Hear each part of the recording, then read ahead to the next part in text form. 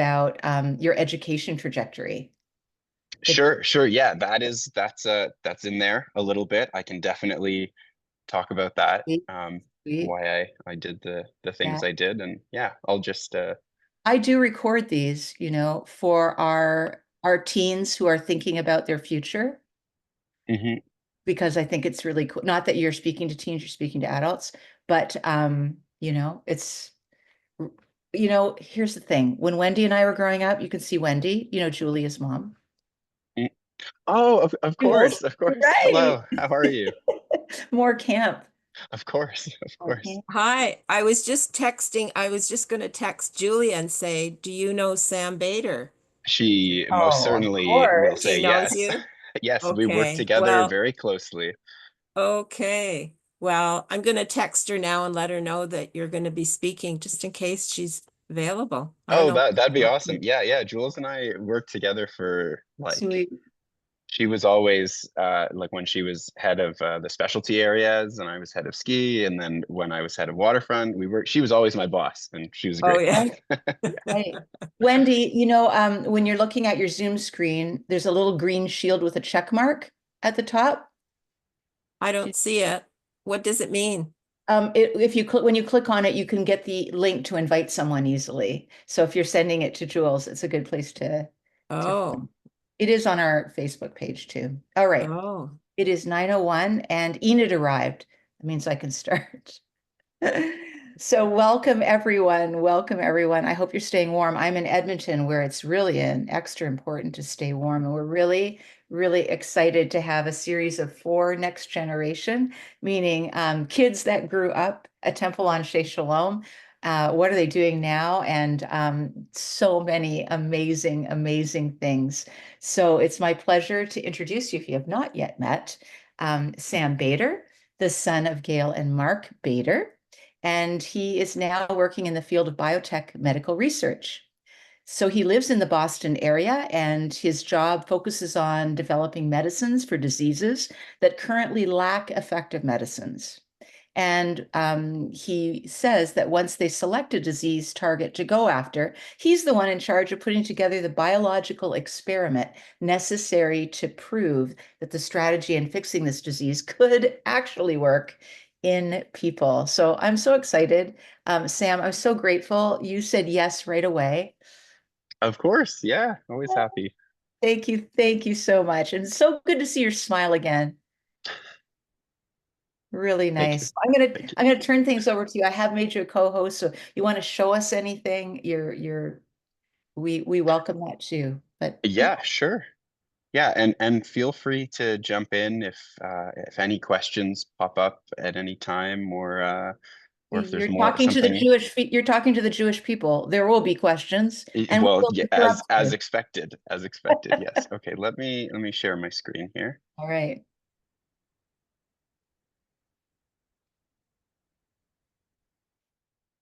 Okay, can everybody see my screen there? That's looking good. Okay.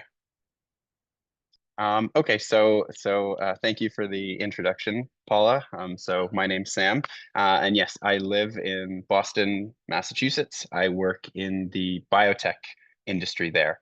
I actually moved down to Boston specifically to work in the biotech industry in Boston because it's kind of one of the biggest and most collaborative in the world. But I'll get into that a little bit. I'll kind of show where I've been throughout the world and some of the choices I made in terms of education. And yeah, feel free to ask any questions or anything like that. So a little bit about me, just to start off with. I am a very proud cat dad. This is my child. Her name is Ari. We adopted her from the Boston Animal Rescue Shelter, and you can see from her birthday cake here when she was 10 years old. So she's 11 now, and she's just the greatest. So that's the most important thing about me to start. Um, I'm a big, there's a video game called League of Legends, and I'm a very big fan of this, along with my girlfriend Aldilla, who you can see here. And we like actually traveling around to go and watch this esport be played live. And so this is quite a nerdy activity, which I'm kind of also very proud of. I'm a water sport lover. I worked for many years at Camp George as a water ski instructor, and this is one of my favorite things to do. And so just a couple of pictures of one of my favorite activities. And I love hiking and camping, love to be outdoors. That's one of our favorite things to do together. And then last but not least, I love cereal. Cereal is one of my favorite things. I consider myself to be a cereal aficionado. Um, so that's a little bit about me. Now I'll tell you kind of where my educational journey took me and kind of how it landed me in Boston. Um, so I started out doing my undergrad in biology at the University of McGill. So when I finished high school, I kind of wanted to go somewhere that wasn't too far from home, but was also felt like a little bit more of an adventure, um, a little bit of a change, a little bit of a different scenery. And so I visited McGill with one of my friends, and I just loved it. And it seemed like a great place to go to school. They had a good science program. So I did my undergrad there. And then it was at McGill where I was first exposed to what lab work could be like. So in my final year, I had a lab component to my degree where I worked in a lab of a professor named Lloydie Mayeska.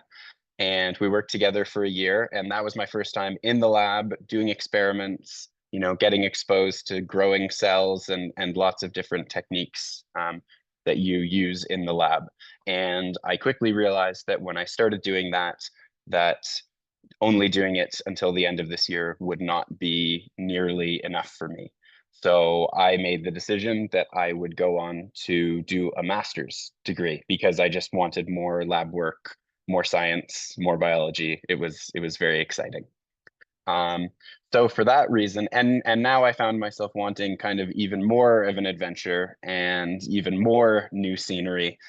So I decided to do my grad school program abroad. And so I went to England to the University of Oxford, which if you've been before, it's a beautiful, beautiful campus, really lovely old buildings and just a really lovely place to go to school. Um, so I was there for a year to do my master's, but I actually ended up just loving it so much and enjoying myself so much that I said a year also wasn't going to be enough, another year. So I decided to change and to do a PhD instead. So I was in England for a total of, I think it was almost 5 years, completing my PhD there. Um, and this was an amazing experience. One of probably the most difficult thing I've ever done. Being far away from home, kind of finding my way in a new country, meeting new people, and then also, of course, COVID came about, and so that kind of threw a wrench into some of the lab work I was doing, and I mean, for everybody, just kind of increased the challenge of everything. Um, so after I finished there, this isn't on the slide, but I was done with school for a little bit. I needed a break. It had been all the way since kindergarten to the fifth year of the PhD. It was time for a little break. So I took a year off and I traveled around Canada. I went out west, spent some time in Banff National Park, Jasper, did a lot of stuff in BC, some hiking trips, some sea kayaking trip, just a lot of really kind of fun stuff. Get my um, not so cerebral, more physical inactivity, and so that was really good. And then as I was doing that, I started to do some networking, and I started to look around for what I was going to do next. And I was deciding between um, working somewhere in Toronto or moving to Boston and working somewhere down there. And ultimately, I decided to move down to Boston. They just have so much in terms of biotech available, different pharmaceutical companies. They have all of the infrastructure there to be able to support scientists. And so I moved down to Boston. I started off at a company called Totus Medicines, and they were trying to develop kind of a brand new type of drug that could be used to drug things that kind of to this point were not able to be drugged, were said to be undruggable. And I was really enjoying working there. I loved working there, but kind of as the biotech industry sometimes goes, there are lots of changes that can happen very quickly. And so after 5 months of my being there, they actually decided to shut down their Boston lab site. So I had just moved down to Boston and was all excited and was there. And then just a few months in, I had already experienced my first biotech layoff. So I would call that kind of a formative experience. But it being Boston and there being lots of options, I was able to quickly find. Mm, uh-oh.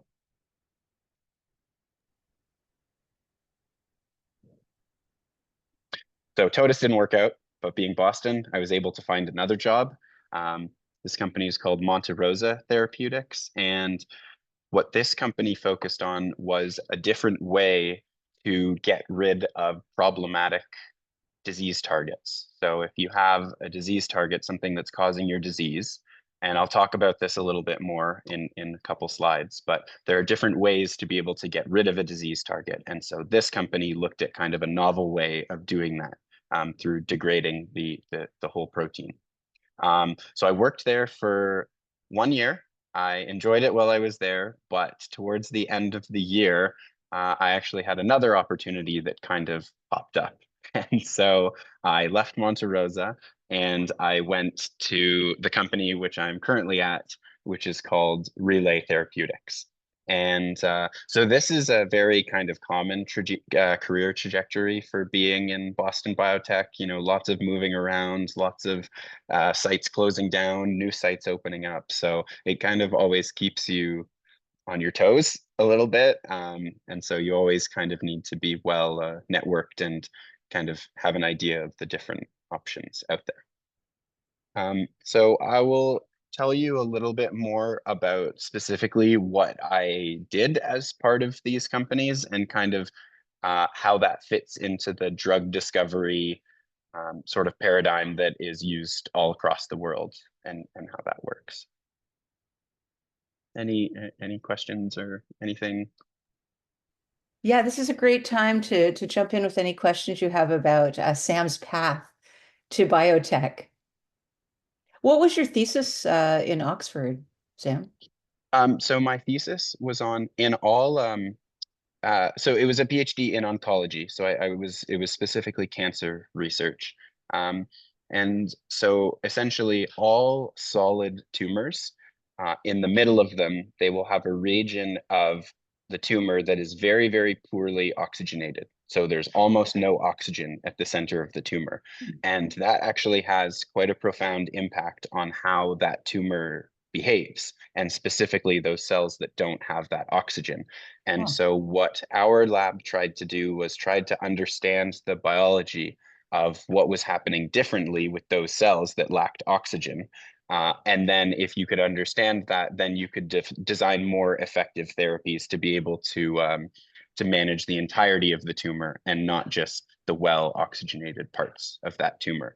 And so my thesis specifically, it involved an oxygen chamber that was capable of changing the concentration of oxygen that was present in there. And it was about cycling that oxygen concentration, because what we found is that the level of oxygen in the tumor is not just at one level, it's kind of constantly fluctuating. And so we wanted to try to model that in a little bit more of a therapeutically relevant way.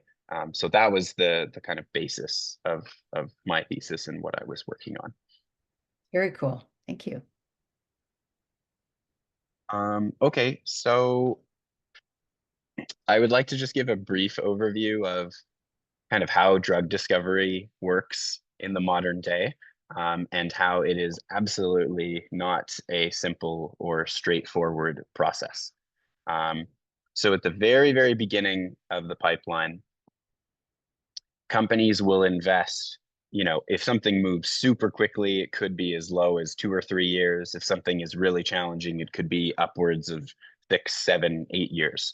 But they will invest all of this time into drug discovery. And so these are the experiments that are taking place in the lab.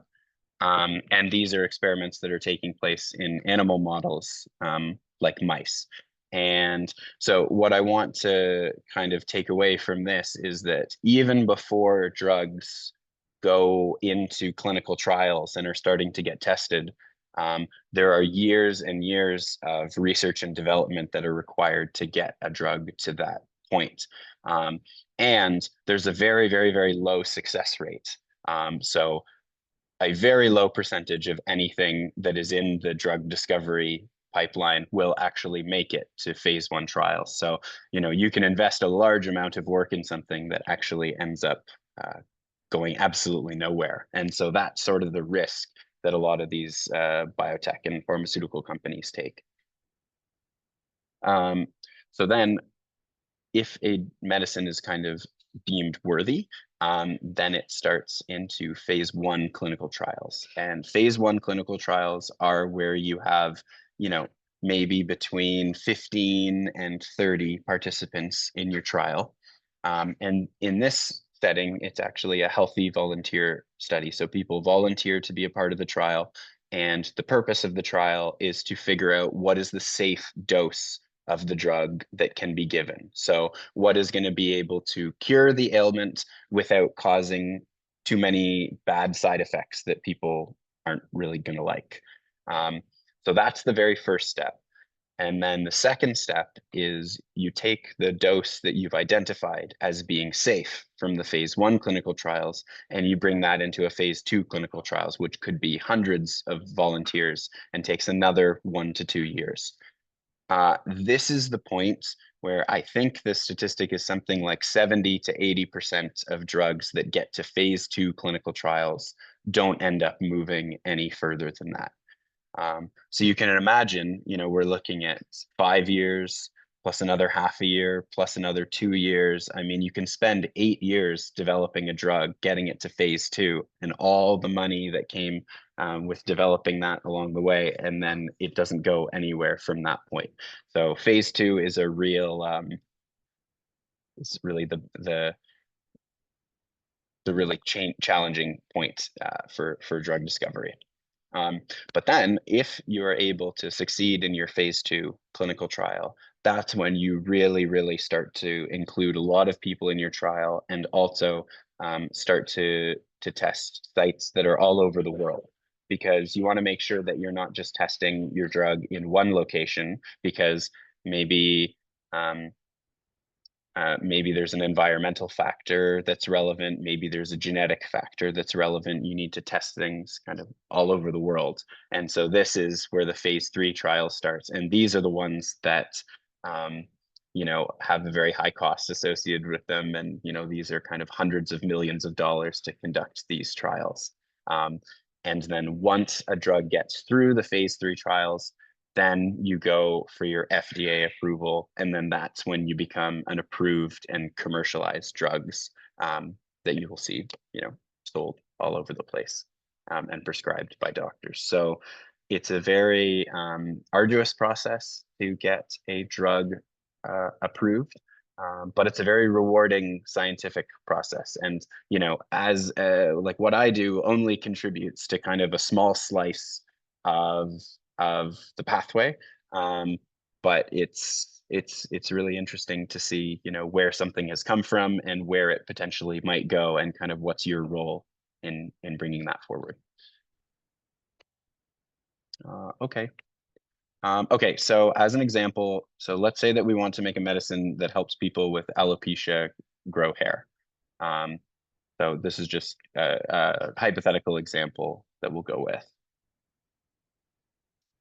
So this is kind of a more broken down version of the slide that I just show you. And I will kind of explain what some of the very early steps. So kind of if we look at just this drug discovery phase, the kind of 5 to 6 year phase, because that's pretty much where I contribute to. And so we'll kind of break that down and see what that looks like.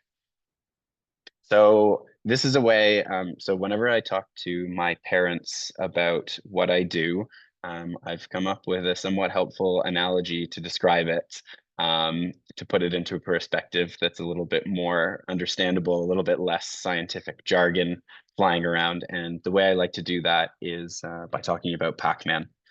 So in this example, we are going to say that Pac-Man causes alopecia by eating. So we want to stop Pac-Man from eating. So what are the strategies that we can use to stop Pac-Man from eating? So this is where I come in and we ask questions like, okay, well, we can put something in his mouth so that he can't eat anymore. That's one strategy that we could use. Second strategy, we could just blow him up and then he won't be able to eat anymore because he's totally gone. Number three, we'll call the police. So we don't think we can deal with this ourselves, but we'll call the police and maybe they can deal with Pac-Man eating. And so, you know, these strategies are kind of metaphors for different strategies that are used in the pharmaceutical sector. So putting something in his mouth so he can't eat is like treating with a small molecule inhibitor. So what a small molecule inhibitor do will stick into the mouth of Pac-Man or the kind of bad thing that's causing the disease and stop him from doing that. So that's a potential strategy. Another strategy is just blowing up Pac-Man. And in that case, you're using some of the technologies that I was talking about that I worked at my second company. So kind of a different way to go about drug discovery and drug design. So that's kind of another strategy that's available. And then three, calling the police could be analogous to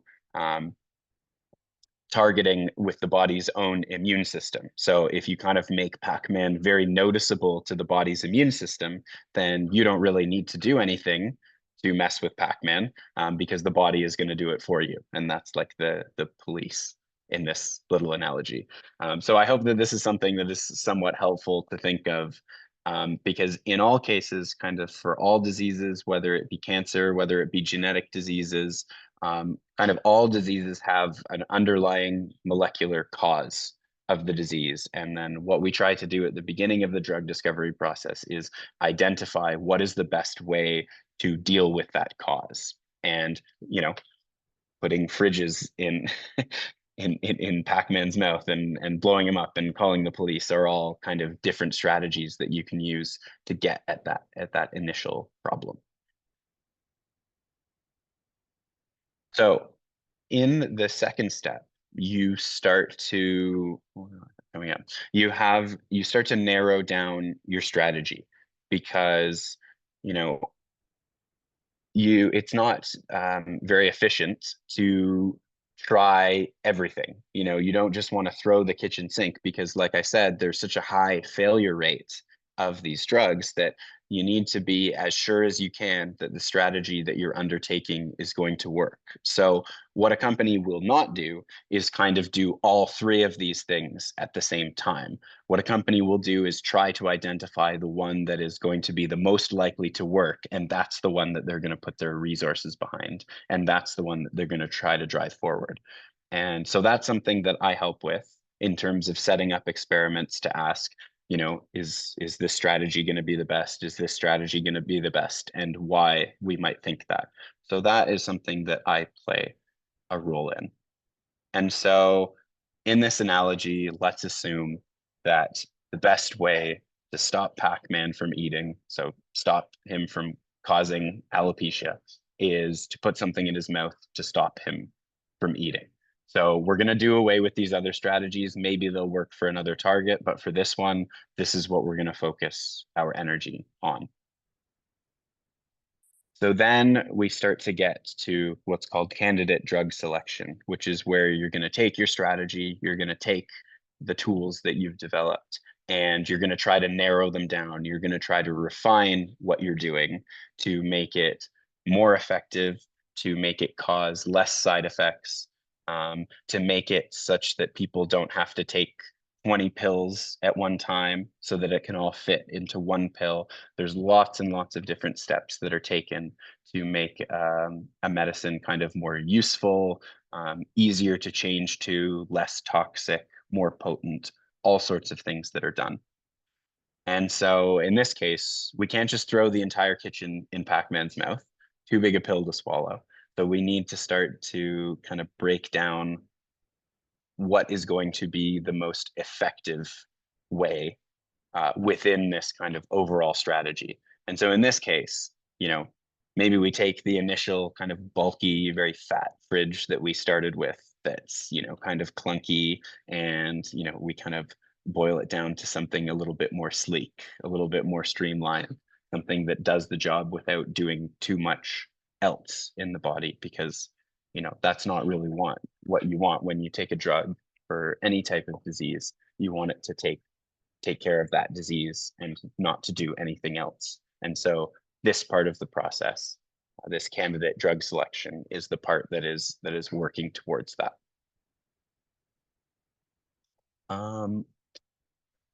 So then this is what will end up being the drug that will first be tested in clinical trials. So that was kind of boiling down 5 to 6 years of work in a little Pac-Man analogy.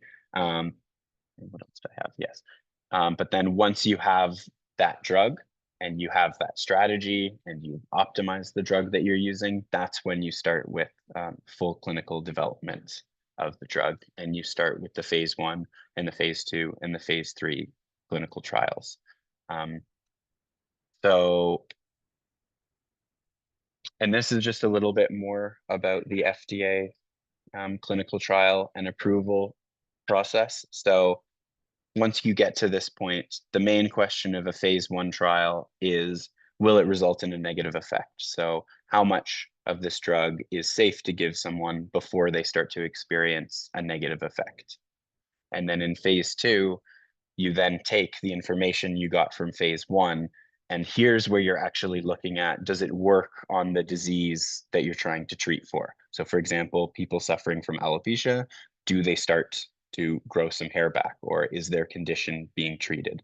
And like I said before, this is where most drugs will not go any further, because it's found that the effect that they have is not enough. They have too many other toxic side effects, and a whole host of reasons.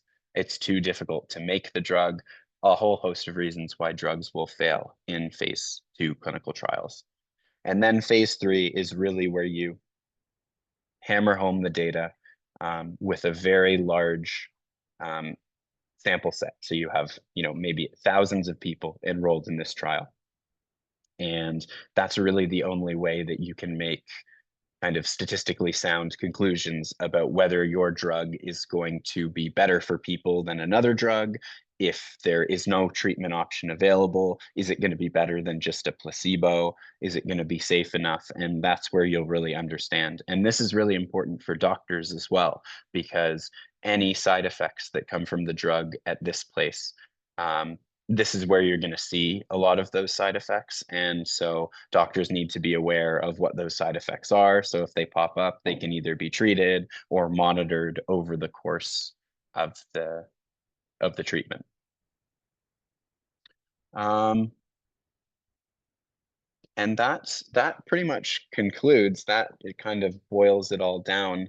A process that can take upwards of 10 years, and is the exact same process that every drug that is currently FDA approved, and every drug that we take, it kind of just for acute use, like for pain or inflammation, like Advil, all the way to very kind of specific cancers, all sorts of these drugs. They've all gone through this same process, and that's how they've landed in the commercial space and why they're able to be prescribed. So it's years and years of work in the field, but hopefully at the end you're able to contribute to something that ends up helping people.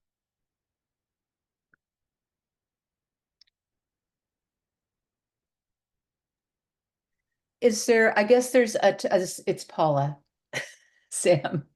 Yeah. Um, you could be, you're working at the beginning stage, yes? Yes. Almost exclusively. Yes. Um, do you develop or feel a sense of ownership as something you worked on proceeds through the?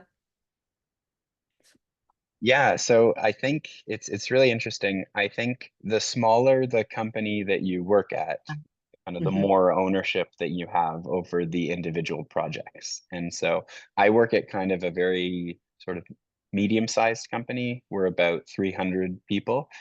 So there's not too many projects. And the project that I am assigned to, I would say definitely, yeah, you feel an ownership, a bit of a, like a special connection to it. But what I will say is that the ultimate goal is for you to no longer be connected to it, because that means that you have succeeded at bringing it to the next stage of the process.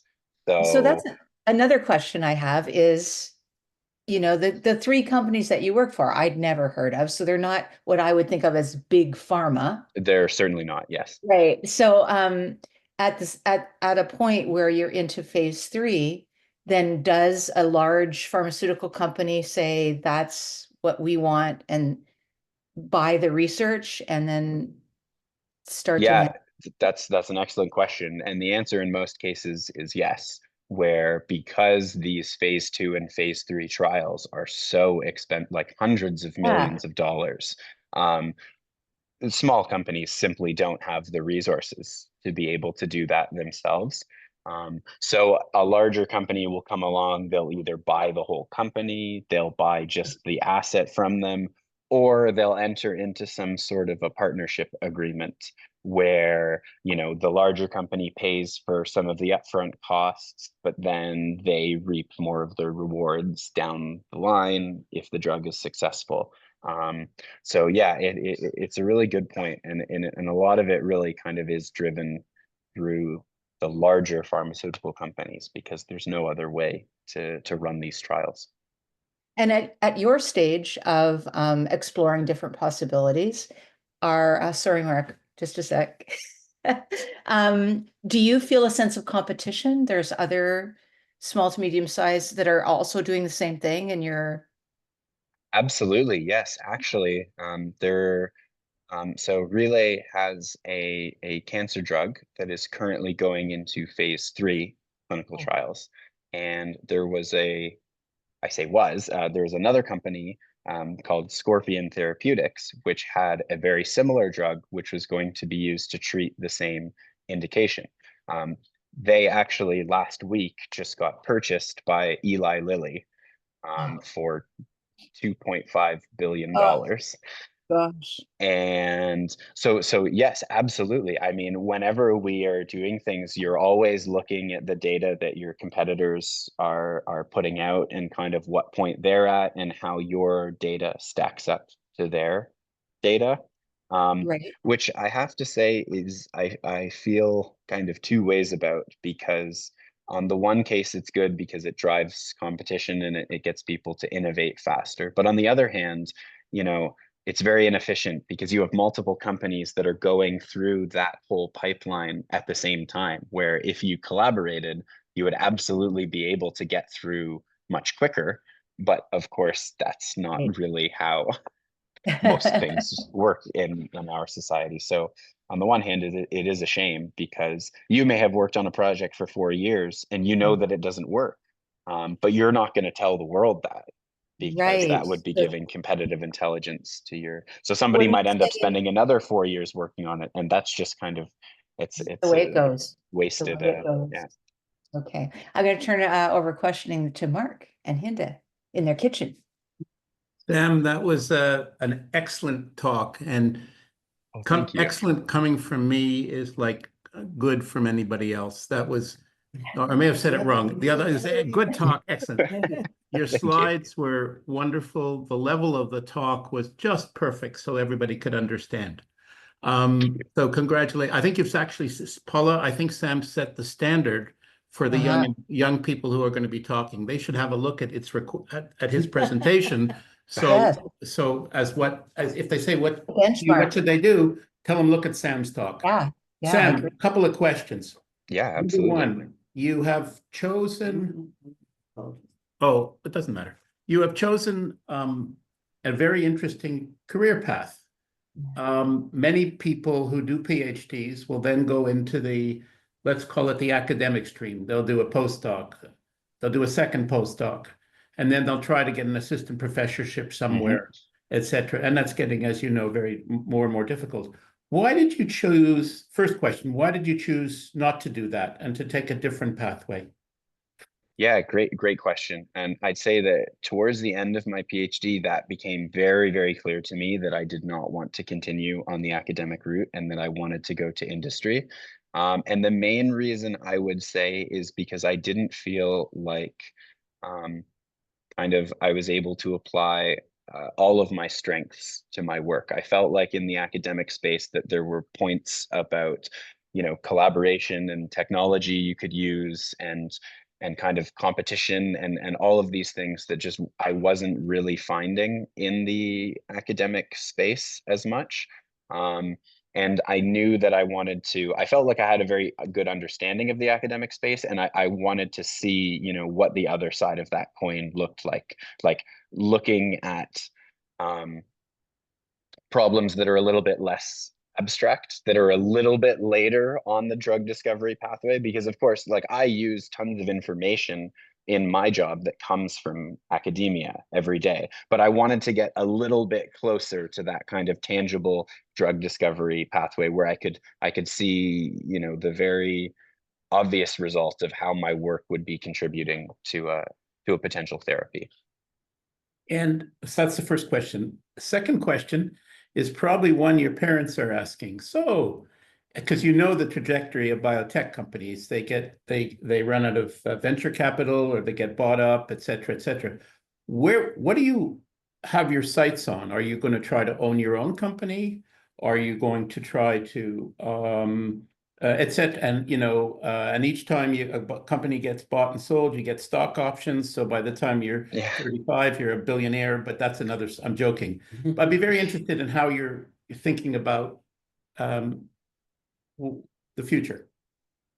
Yeah, that's a great question. I am at somewhat of a crossroads where I'm trying to decide whether I want to continue on the same path that I'm on now, where that leads me is kind of moving up the ranks of being a scientist and then being a director of a group. And then, the ultimate goal of that path, if the ultimate goal of academia is a professorship, then the ultimate goal of this path is being a CSO or a chief scientific officer of a company. So I don't know if I would be looking to start my own company per se, but I would be very interested in like being in that role in a new company would be something that I would find extremely fun and interesting, and kind of being able to build up the scientific infrastructure from the ground up. I think that would be very cool.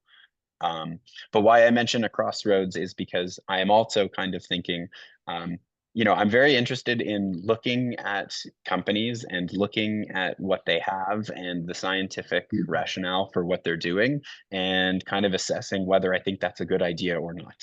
And I think that's one of my skills. And I think that there are a lot of companies in both Boston and Toronto that are doing that sort of thing. So they are a venture capital company, or they're a bank, or they're something, and they're looking to invest their money in biotech. And they're going to need people to be able to say, like, listen, these guys over here, what they're saying doesn't really make sense scientifically, or what, these guys really have something. We should really look harder into that. So I think I'm a little bit less sure of what that looks like. I don't have a super clear defined path in that regard, but that's certainly something that I'm very interested in, and I'm going to start to kind of poke my nose into.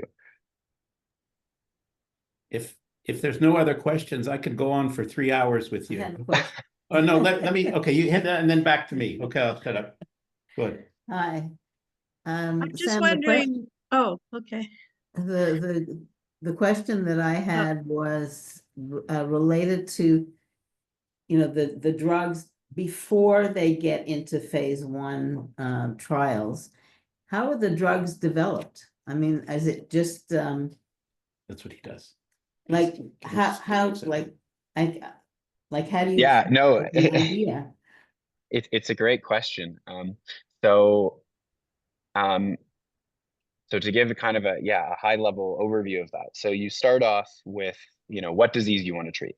And then you look within that disease and you say, okay, what is the specific molecular target that we need to change or alter or get rid of to then cure this disease? And then once you've identified that, essentially what you do is there exist massive, massive libraries of different chemicals.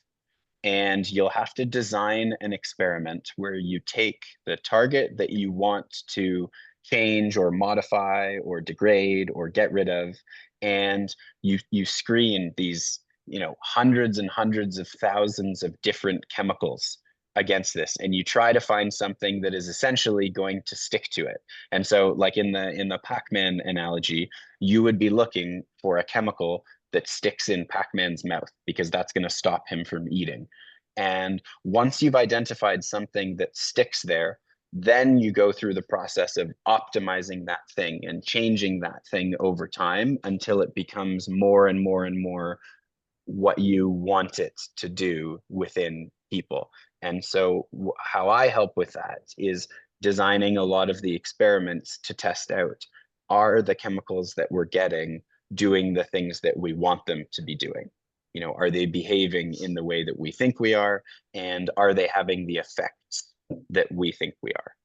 And I mean, this process involves tons of different scientists. This is chemists, this is structural biologists, this is computational biologists, computational chemists, tons and tons of different people. I'm just a small slice of that. And it's tested on mice first, is that correct? Yes, absolutely. So there's a lot of tests that are done on mice and rats as well. Enid, I'm going to jump over to you for a next question. Actually, Hinda asked the question I was going to ask because I was going to ask what triggers the who decides what project you're going to work on, but I believe you just really covered that. Well, I guess there's one more thing like I could say about that is that the projects that companies decide to work on, it's a super, it's a complicated process for how they decide to work on a given disease. And a lot of things are taken into consideration. So obviously the medical need is the first thing that's taken into consideration. You're not going to spend all this time and money developing a drug that people don't need. So that's the first thing. And then, of course, there's always the commercial element that comes into it. What does the competitive space look like? Are there other drugs that are similar? Is this something that's, well managed already? Is there space to improve? And then, a market analysis gets conducted where you look at what you think you have to spend to be able to develop a molecule for that, and how much money you could eventually make from commercialization of that. And where I think that, it's kind of a double-edged sword because you hope that in all cases that that where you have the highest medical need is also where you can make the most money, so that there is an incentive for companies to develop drugs for the most medical need.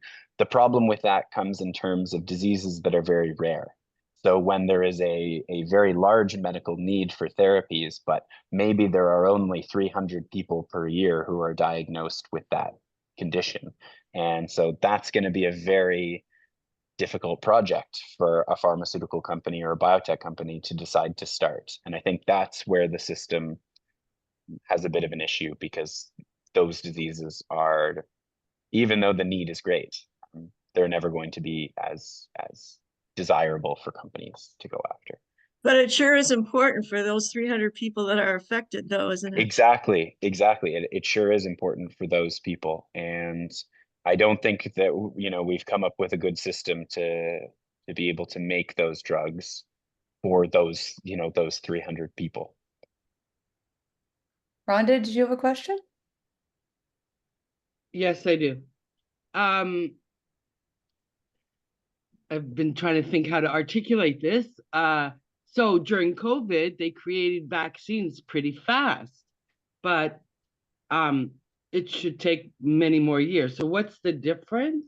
Yeah, that's an excellent question. So the main difference is in the type of technology that's used. So so actually, this works quite nicely. So when we look at this slide, the types of things that take that long to develop are the sorts of tools that are going to do these things. They're going to stick to Pac-Man, they're going to blow him up, they're going to do all of these different things. In the case of the COVID vaccine, the technology that was being used, while it was a new mRNA technology, the science behind how vaccines works is like incredibly well understood and is incredibly safe compared to a lot of this stuff that I'm showing you here. So the reason that these things take longer is because the way that they go about doing it is inherently a little bit more unsafe. Whereas the technology that was used for the vaccines that came about during COVID, while it was a little bit different than previous vaccine technology, it was a very small change. And so the effects of that are, relatively very well understood compared to the sorts of things that I'm showing here. Does that kind of make sense? My understanding was that the vaccine was already there, but they just kind of altered it to suit the COVID, to attack COVID. Yes, and they Whereas kind you're of starting changed. from, pardon? Yeah, no, go ahead. Whereas you start from zero. Yes, exactly. So we, there were vaccines that existed towards other viruses. It was modified to go after COVID. And then the only other change is there was a change in how the vaccine was actually delivered. But the ultimate goal of delivering the vaccine, it's the same as what the flu shot has been for, many years. So yeah, for those reasons that you don't need to do as much of that. And also it was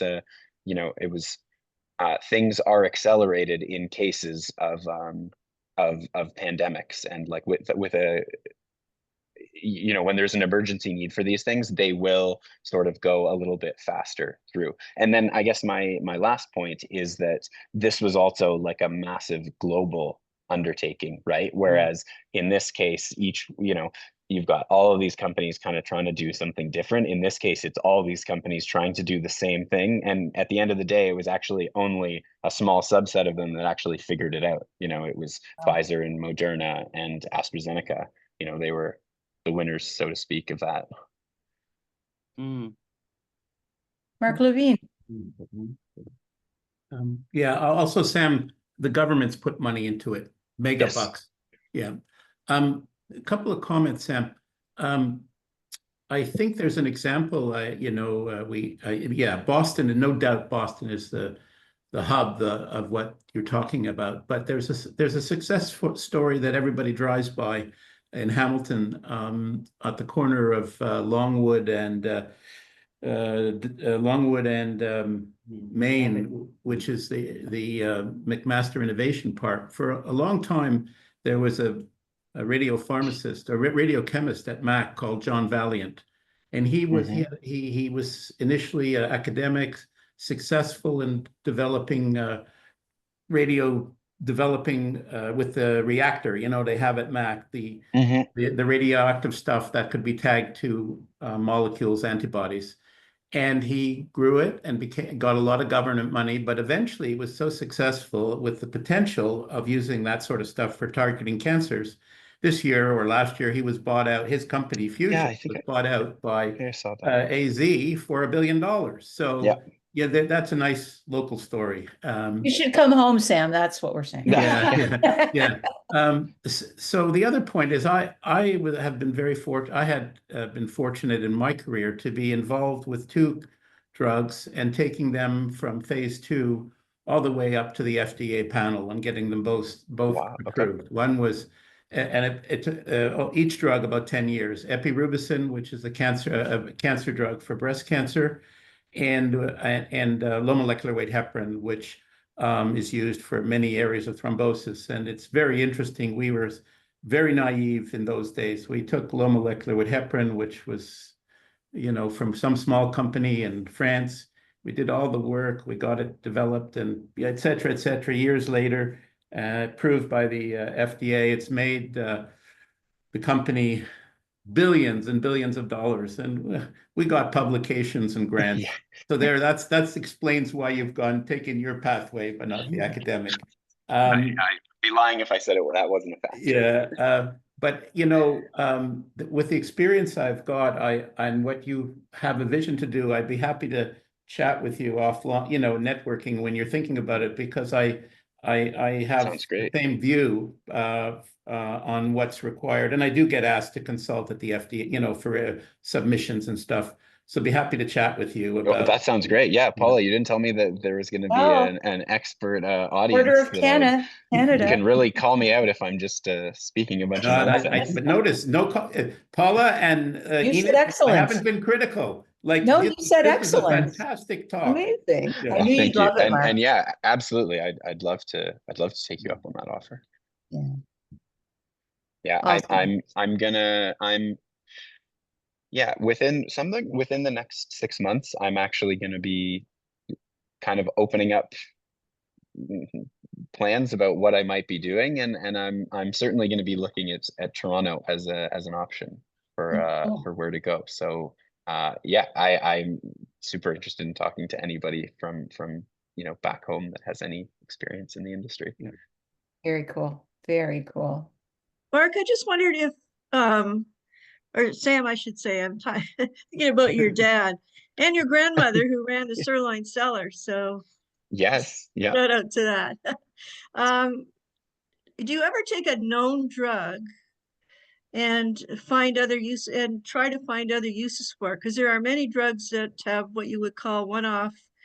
They work on one-off cases. They discover years later that they're good for something else. So do you ever look at something that is known to work for one thing, but could possibly work for another disease or syndrome?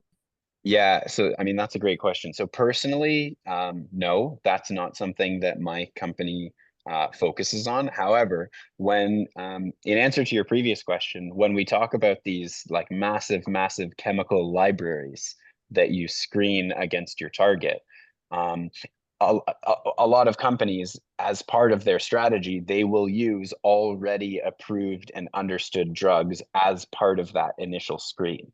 And you're right, what that does is it allows you to take something forward that we already have a very good understanding on what it does and what the safety implications are for people. So it can kind of accelerate that process. So yeah, I would say that there's a lot of companies and also academic institutions. And it's also kind of a cost saving measure, right? Because if you don't have the money to generate all of this novel chemical material, you kind of have to use what already exists there. So yeah, there are a lot of companies and academic groups that do that for sure. Sam, have you seen any use for AI in your field? So that's a great question, and the answer is that almost every company, if you look at their website, will say that they have to some degree an AI enabled platform, machine learning AI enabled platform. And the truth of the matter, in my opinion, is that it can't do what people say that it can do in the pharmaceutical space yet. I think it will play a role. And I think what we kind of can do is we can look at successful stories of drugs being created, and then we can create AI models to be able to explain how that happened and why that makes sense. But what we can't really do yet is make a model to then come up with something that's totally new. So it's kind of in this phase where it is a part of what companies are doing. It's probably a little bit less than what they will claim to you it's actually doing. At the end of the day, we still haven't found a substitute for a medicinal chemist, going through pages and pages of compounds and making tweaks to them, trying to find something new. We haven't been able to replace that yet, but maybe one day. Very cool. Mark. So to answer Enid's question, Enid, I'll give you two examples. There's a breast cancer drug, really, a landmark drug, tamoxifen. that is, was the foundational drug for treating breast cancer. It initially was developed by ICI Chemicals as a contraceptive. And it was then found in the lab to have anti-cancer properties, and there you go. And look at what it's done. And the second story is an anecdote. Sam, you're really describing sort of high throughput screening kind of stuff. And there was a scientist at Mac who did some high throughput screening and found that a drug called antabuse, that's used in alcoholism. So if you take the drug and you drink, you get really sick, had really in the lab great anti-cancer potential. And he came, said, let's do a phase 1, phase 2 study. And I said, well, the problem is alcohol is in everything. If you think about it, the stuff that you use in perfume, and you put in, alcohol swabs to keep wound sites clean, all that sort of stuff. So it's ubiquitous. So if you tried it on cancer patients, everybody would be having antabuse reactions.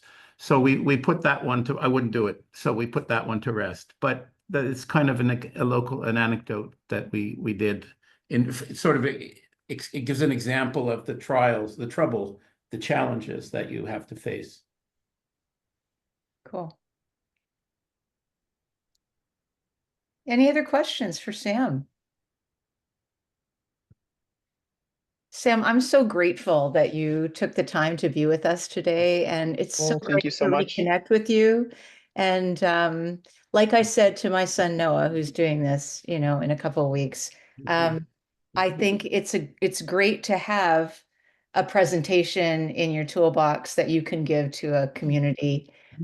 So hopefully this is one that you have used or will use again. I hope so. Yeah, absolutely. Yeah, thank you so much for thinking of me Yeah. for the opportunity to present. Amazing. Thank you.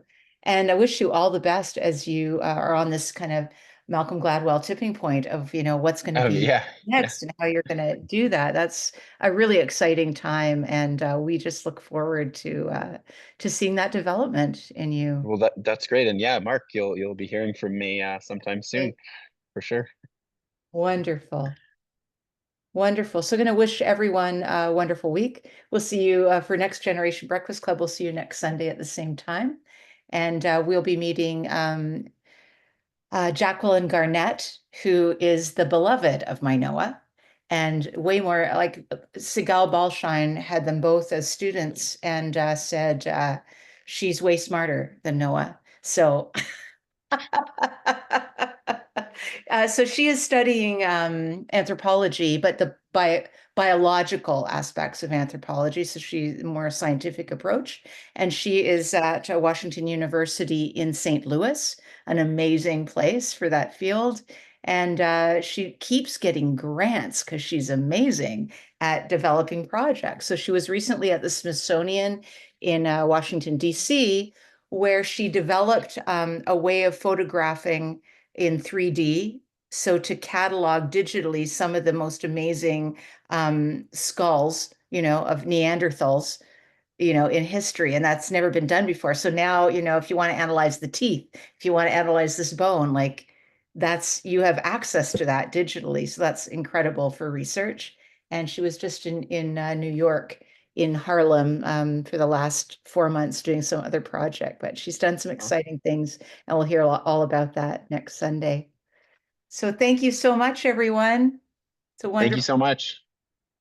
Have a good rest of the weekend, everyone. Great. Awesome. Okay. Free more hostages. Thank you. Ah, Yeah. Yeah. Yeah. gotta check the news.